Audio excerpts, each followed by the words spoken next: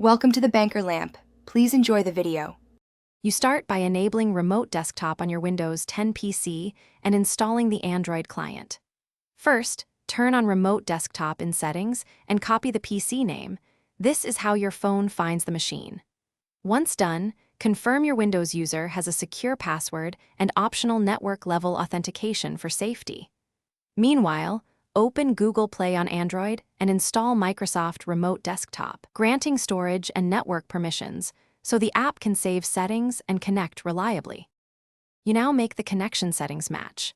On Windows, allow Remote Desktop through the firewall or add an inbound rule for port 3389 so traffic reaches the PC.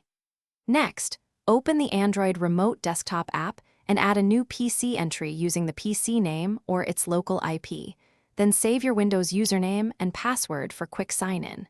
If you need access from outside your home network, set a static IP for the PC and configure router port forwarding for port 3380. You finish by connecting and verifying everything works.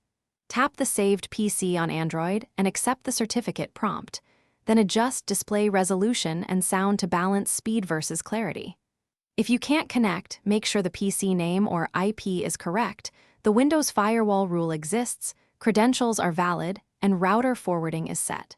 If ports are blocked, use a VPN into your home network or switch to an alternative remote access tool. This often resolves restrictive ISP or corporate network issues. Thanks for watching. If this was helpful, leave a like and consider subscribing. See you next time.